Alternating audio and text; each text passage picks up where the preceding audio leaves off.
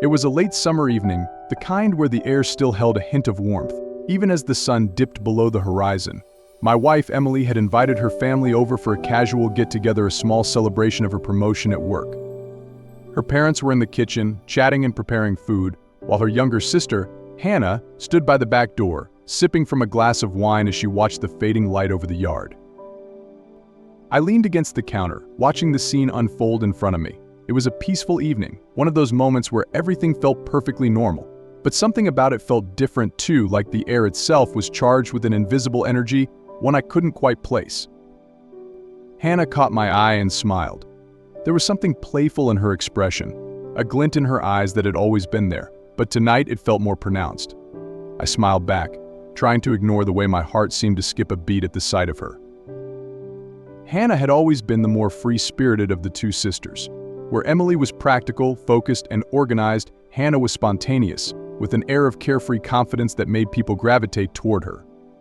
She was younger by a few years, still figuring out her career and life, but she had an ease about her that always drew attention. As I stood there, Emily came up beside me, placing a hand on my shoulder. "Everyone looks happy, don't they?" she said, her voice warm. "Yeah," I replied, glancing down at her. "It's a nice night." "I'm glad you're here," Emily said, smiling up at me. "You're always so great with my family." I leaned down to kiss her cheek, and as I did, I caught another glance at Hannah, who had now turned her back to the house, staring out at the yard. Something about the way she stood there, the curve of her neck illuminated by the golden light, made my breath catch in my throat. I quickly looked away, trying to shake the thoughts that had begun to creep into my mind. Emily excused herself to join her parents in the kitchen, leaving me alone with my wandering thoughts. I poured myself another drink, trying to focus on the evening ahead, but my attention kept drifting back to Hannah, standing just outside the door. It was nothing, just my imagination running wild, I told myself. She was my wife's sister and I was happily married. Whatever strange tension I was feeling was just a product of my own overactive mind. But as the night wore on, that tension only seemed to grow. Every time I caught a glimpse of Hannah, whether it was a passing glance or the briefest touch of her hand as she passed me a drink, I felt that same electric pull. It wasn't anything overt. If someone had been watching us, they wouldn't have noticed a thing. But between us, in the small shared moments, something unspoken was building. Later, after dinner, I stepped outside to get some air. The night had grown cooler, the sounds of crickets filling the silence as I leaned against the deck railing.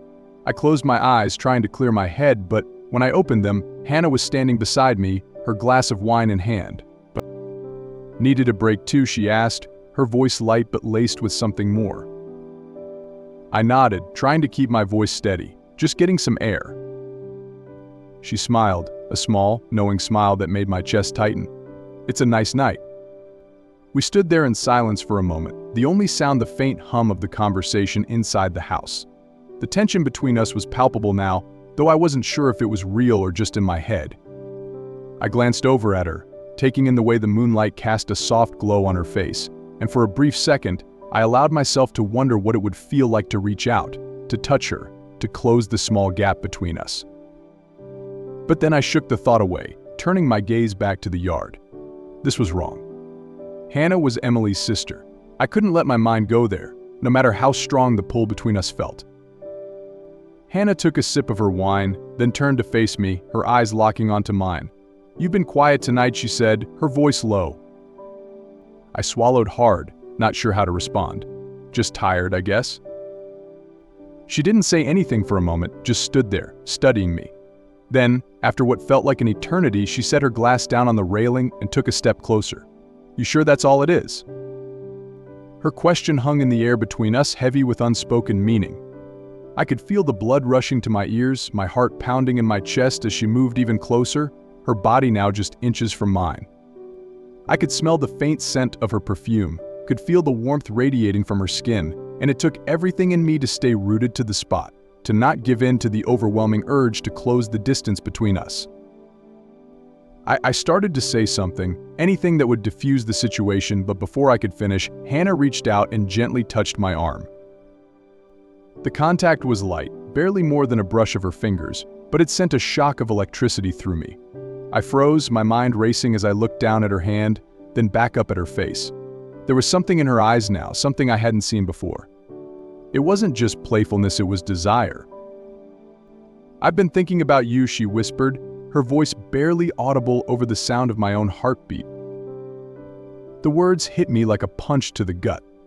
My head spun, my mind trying to make sense of what was happening, but before I could process it, Hannah stepped even closer, her body now pressed against mine. "I know it's wrong," she continued, her lips dangerously close to my ear, "but I can't stop thinking about you." My breath hitched in my throat, and I knew I should pull away, that I should stop this before it went any further. But I couldn't. I was frozen in place, caught between the overwhelming guilt and the undeniable pull of the moment. "Hannah," I whispered, my voice trembling. But she didn't let me finish. Before I could say another word, she reached up, her hand gently cupping the back of my neck, and pulled me down into a kiss. It was soft at first, hesitant, as though she was testing the waters, waiting to see if I would pull away. But when I didn't, when I kissed her back, the kiss deepened, and all the tension that had been building between us exploded in a flood of emotion. I knew it was wrong, that I was crossing a line that couldn't be undone, but in that moment, I couldn't stop myself.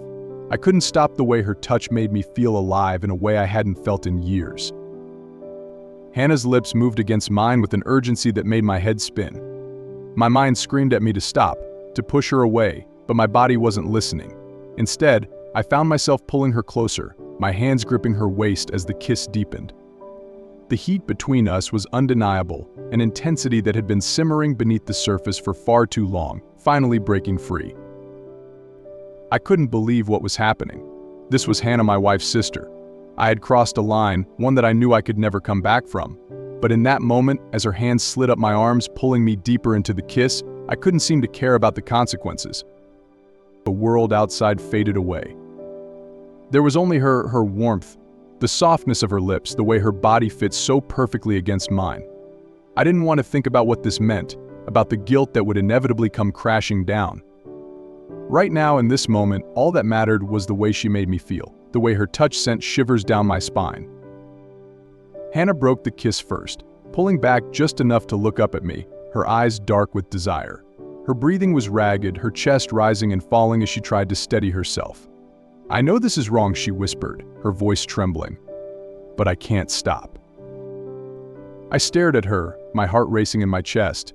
I knew I should say something, anything that would bring us back to reality, but the words wouldn't come. All I could think about was how badly I wanted to kiss her again, to lose myself in the way she made me feel. "Hannah," I began, but before I could finish, she grabbed my hand and pulled me toward the house. My heart pounded in my ears as I followed her inside, the noise from the party in the kitchen muffled by the sound of my own thoughts. She led me through the hallway, her grip firm but trembling, and before I knew what was happening, she pulled me into the small, dark closet off the side of the hallway. The door closed behind us with a soft click, and we were plunged into darkness. "Hannah, we shouldn't," I tried to say, but she silenced me with a kiss, more urgent this time, more desperate.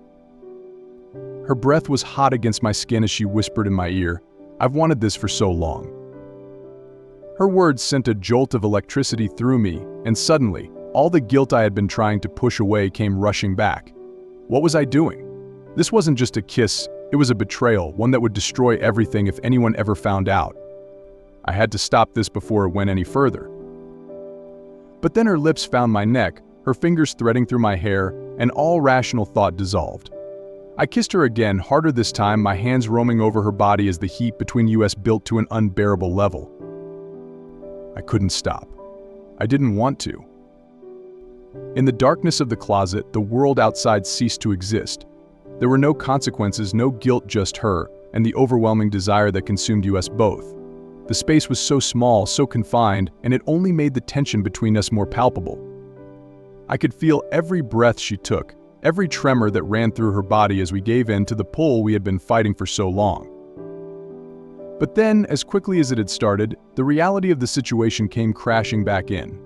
I pulled away, breathless, my heart hammering in my chest as the weight of what we were doing hit me like a ton of bricks. "Hannah, we can't do this," I said, my voice barely above a whisper. "This is wrong. We can't." She stared at me in the dim light filtering through the cracks in the closet door, her eyes wide with a mixture of desire and guilt. "I know," she whispered, her voice trembling, "but I don't want to stop." Her words hung in the air between us, heavy with everything we weren't saying.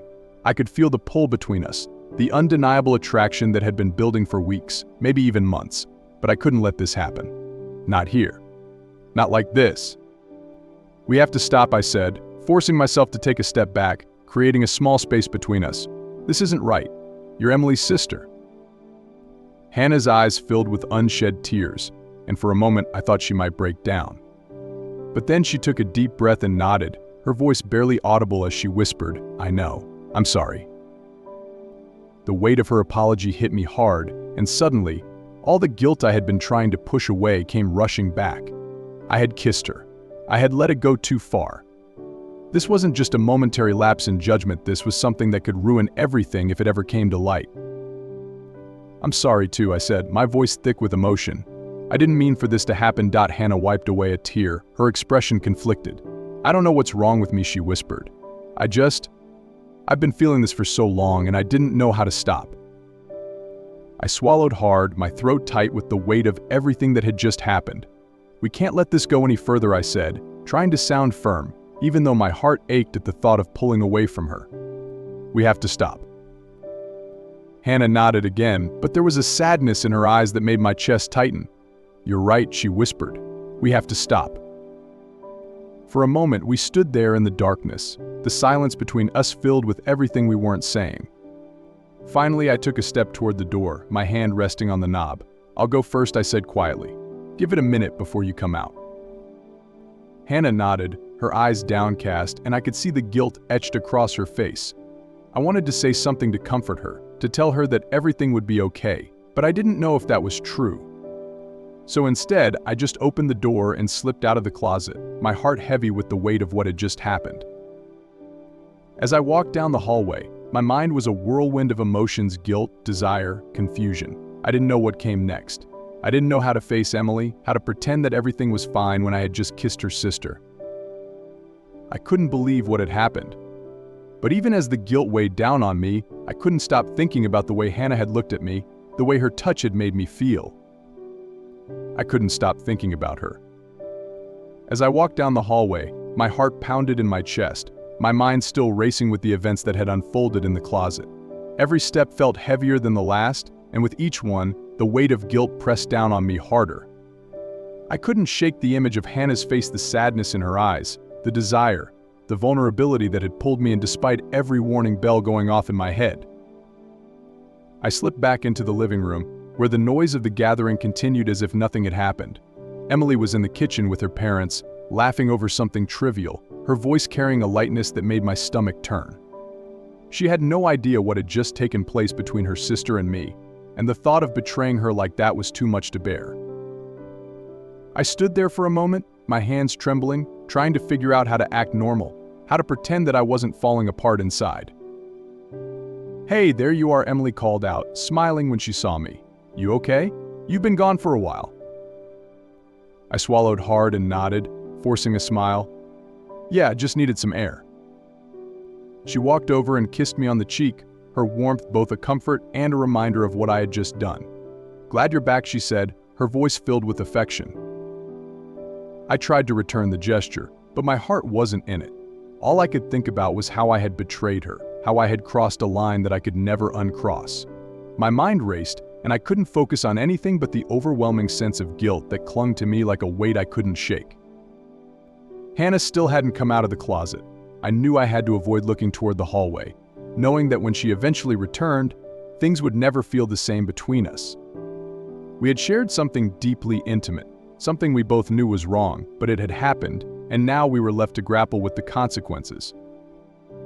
For the rest of the night, I tried to stay close to Emily, hoping that being near her would somehow ease the guilt I was feeling.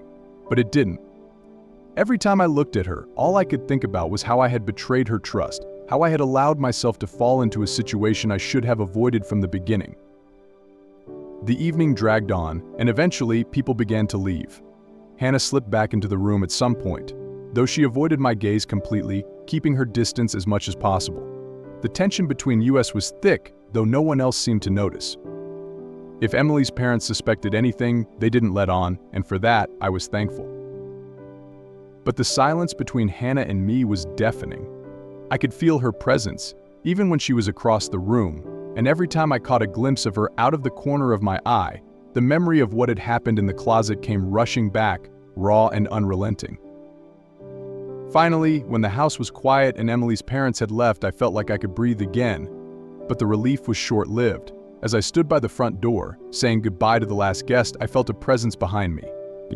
I turned, and there she was, Hannah, standing in the dim light of the hallway, her eyes locked on mine. I froze.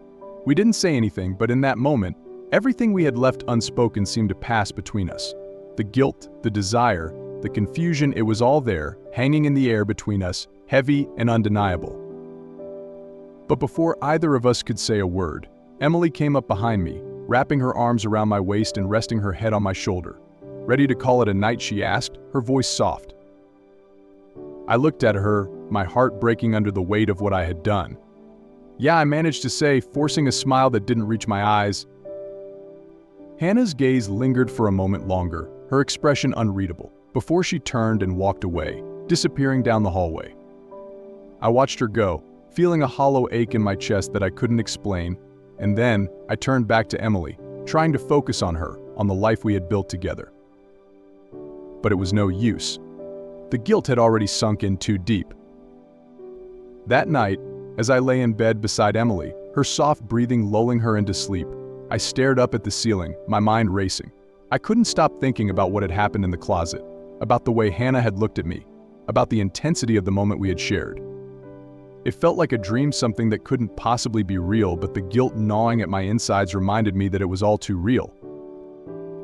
I turned over, careful not to wake Emily, and buried my face in my hands. I didn't know what to do. How could I move forward from this? How could I look at Emily every day, knowing that I had betrayed her in the worst way possible? And what about Hannah? How would we face each other after what had happened? There were no easy answers. All I knew was that things could never go back to the way they were. The next morning, I tried to shake off the weight of the night before, but it clung to me like a shadow. Emily was cheerful, oblivious to the turmoil brewing inside me, and I did my best to keep up appearances, pretending that everything was fine. But the guilt was always there, lurking just beneath the surface, waiting to bubble over. Hannah left early, making an excuse about needing to meet a friend for lunch, and while I was relieved not to have to face her, a part of me ached at her departure. I didn't understand why. After everything that had happened, I should have been glad to see her go, to put distance between us. But I couldn't deny that something had shifted, that the connection between us had been more than just a fleeting moment of passion. It scared me. Over the next few days, I tried to throw myself into work, hoping that keeping busy would help me forget about what had happened. But it didn't. Every time my phone buzzed with a message or email, I half expected it to be from Hannah, though she didn't contact me. And every time Emily smiled at me, I felt like the worst person in the world for what I had done. I was caught in a web of guilt and desire, and no matter how hard I tried to escape, I couldn't find a way out. One evening, about a week after the party, I was sitting on the couch, flipping mindlessly through the channels on TV, when my phone buzzed. My heart skipped a beat as I glanced down at the screen. It was a message from Hannah. "I need to talk to you." My stomach churned as I stared at the message, my mind racing with possibilities. What could she possibly want to talk about? Did she regret what had happened as much as I did, or was this something else entirely? I hesitated for a moment before typing out a response. "When?" "Tonight. Meet me at the coffee shop near your office. 8 p.m. I glanced at the clock. It was already 7:30. My heart pounded in my chest as I quickly made up an excuse to Emily about needing to finish some work and slipped out the door. The drive to the coffee shop felt like a blur, my thoughts racing the entire way. When I arrived, Hannah was already there, sitting at a table in the back, her hands wrapped around a steaming cup of coffee. She looked up as I approached, her expression unreadable. "Thanks for meeting me," she said quietly as I sat down across from her. I nodded, unsure of what to say. The air between us was thick with unspoken tension, and I could feel my pulse quicken as I waited for her to speak. "I've been thinking about what happened," she began, her voice trembling slightly, and I don't know what to do. I sat there, my mind spinning as I looked across the table at Hannah. Her words hung in the air between us, thick with the weight of everything that had happened. I didn't know what to say, and from the way she fidgeted with her cup, it was clear she was just as lost as I was. "I've been thinking about it too," I said quietly, my voice barely above a whisper. The coffee shop seemed suddenly too small, too intimate, and the reality of what we had done weighed heavier with every passing second.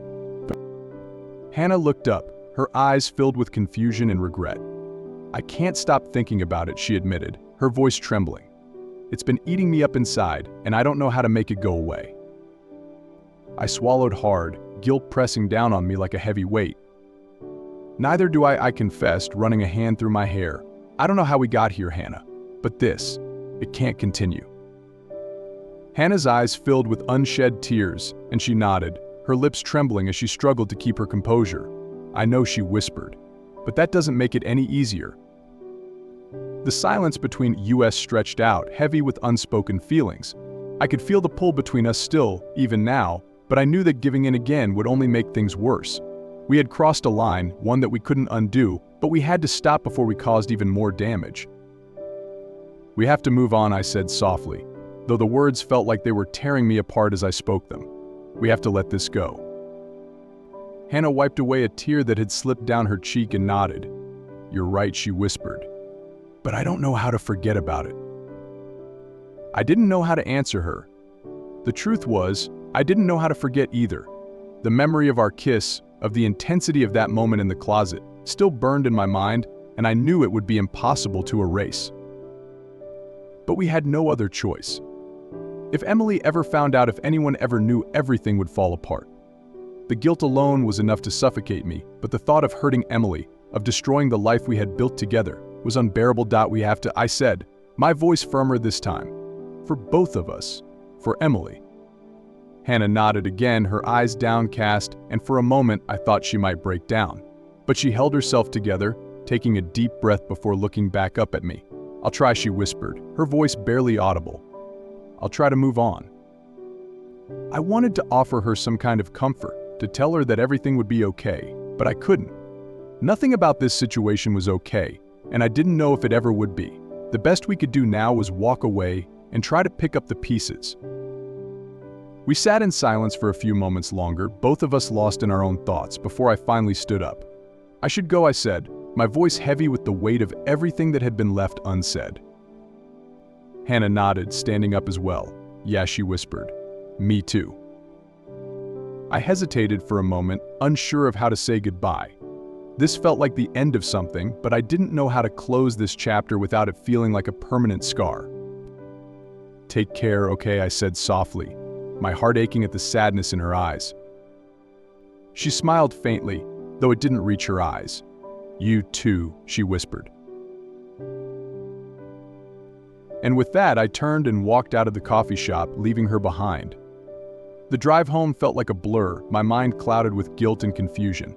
How had we let things get so far? How had I let myself betray Emily like that? When I got home, Emily was waiting for me, sitting on the couch with a glass of wine in her hand. She smiled when she saw me, and my heart broke a little more. She had no idea, no inkling of the storm that had been brewing just beneath the surface of our lives. "Hey," she said, her voice warm. "Everything okay?" I forced a smile, nodding as I sat down beside her. "Yeah," I lied. "Everything's fine." But everything was far from fine. The guilt gnawed at me, a constant reminder of the line I had crossed, of the betrayal I had committed. I didn't know how to move forward, how to pretend that everything was normal when nothing felt normal anymore. Days turned into weeks, and gradually, the raw intensity of what had happened with Hannah began to dull. We didn't speak again, not about what had happened in the closet or about the conversation in the coffee shop. We kept our distance, and over time, the tension between us seemed to fade, though the memory of that night lingered in the back of my mind like a quiet ache. But as the weeks passed, the guilt remained. I loved Emily, and every time I looked at her, I felt the weight of my betrayal pressing down on me, suffocating me. I didn't know how to make it right, didn't know how to undo the damage I had done, even if she never found out. One evening, months later, Emily and I were sitting together on the porch, watching the sunset. She rested her head on my shoulder, her fingers laced with mine, and I felt a deep pang of regret for everything I had put at risk. "I love you," she whispered, her voice soft and full of warmth. I swallowed hard, my throat tight as I struggled to keep my emotions in check.